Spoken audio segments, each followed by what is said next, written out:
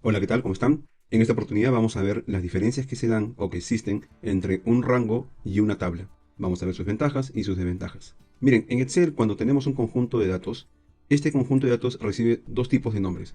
O puede ser simplemente un rango, que sería el formato más básico, o puede ser una tabla, que ya vamos a ver cómo es que se convierte a tabla. ¿De acuerdo? Entonces, si nosotros tenemos un rango, ¿cuál es la facilidad o la ventaja de tener un rango? Que su manipulación es libre y podría cambiar el formato sin ningún problema, por ejemplo, y no tengo que hacer nada más. Bien, pero por ejemplo, una desventaja sería cuando trabajamos una tabla dinámica. Veamos un ejemplo. Si yo me coloco en cualquier parte de los datos e inserto una tabla dinámica y por ejemplo la voy a colocar aquí al costado y hago por ejemplo el siguiente resumen, digo por almacén, quiero saber la cantidad que entró y la cantidad que salió, entonces tengo este pequeño detalle. Voy a poner esta opción para desactivar el autoajuste de tal manera que tenga la posibilidad de hacer algo así. Veamos, entonces yo tendría por aquí las entradas, tendría las salidas y acá tengo el total. Bien, de esa manera yo podría saber cuál es el inventario disponible en cada almacén, haciendo rápidamente una tabla dinámica. Pero, ¿qué es lo que ocurre? Veamos, por ejemplo, qué va a pasar si en este momento yo inserto una fila al final. Para visualizarlo mejor voy a inmovilizar estos paneles y miren, me voy hacia el final y aquí por ejemplo voy a insertar una fila. Copiamos una de estas filas, lo pegamos aquí y acá va a ser el almacén 1 por ejemplo. Y veamos, en el almacén 1 no hay entradas, entonces voy a colocar una entrada de 1000 por ejemplo. Esta entrada de 1000 no se está reflejando en el almacén 1. Entonces, si yo le doy botón derecho y le digo actualizar, sigue sin reflejarse ese ingreso. Entonces tenemos un problema. Si nosotros añadimos filas al final de un rango, esas filas no son reconocidas por una tabla dinámica.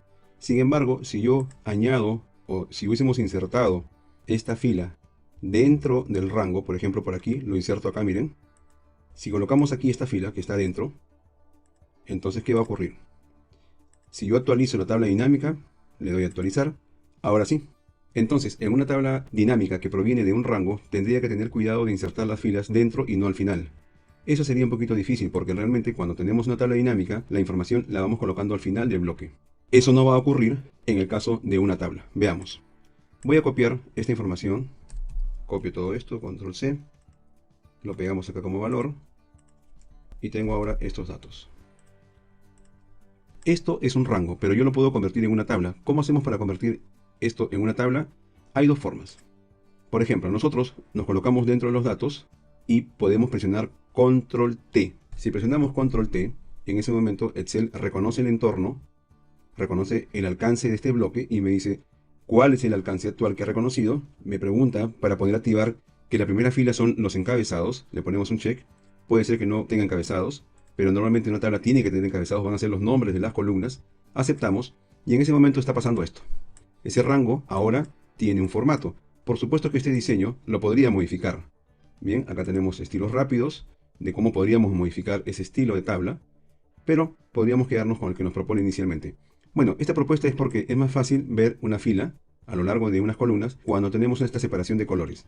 Algunas cosas interesantes. Primero vamos a hacer el ejemplo de la tabla dinámica para que vean ustedes cómo es que esto es automático.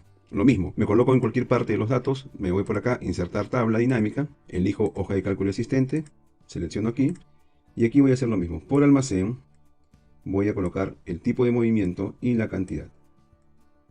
Botón derecho, opciones tabla dinámica, desactivo autoajustar para que me respete el formato que yo voy a darle. Y aquí rápidamente me doy cuenta de este resumen. Voy a inmovilizar acá los paneles y vamos hacia la parte final. Si ustedes agregan aquí una fila más, miren qué ocurre.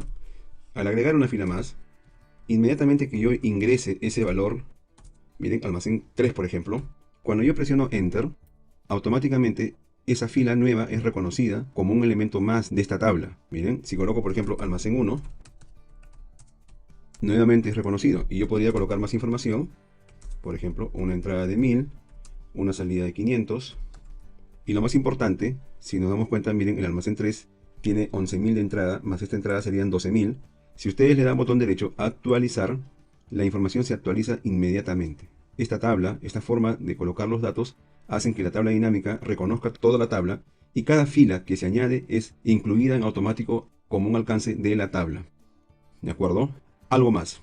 Si nosotros tuviéramos que sacar, por ejemplo, un porcentaje de estos elementos, de estos números, si ustedes colocan por aquí, por ejemplo, un ratio cualquiera, vamos a colocar un valor, miren, cuando nosotros hacemos esta operación en un rango normal, por ejemplo, voy a hallar el 10%, un porcentaje, miren, voy a hallar el 10% de estas cantidades.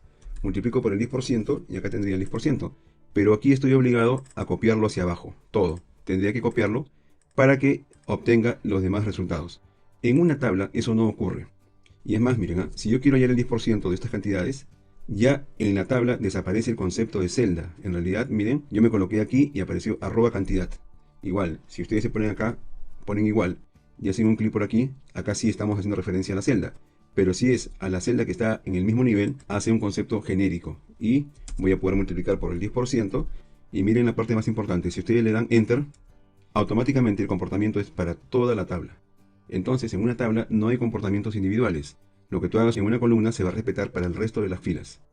Entonces este es el comportamiento, es el elemento más recomendado cuando ustedes quieran trabajar tablas dinámicas.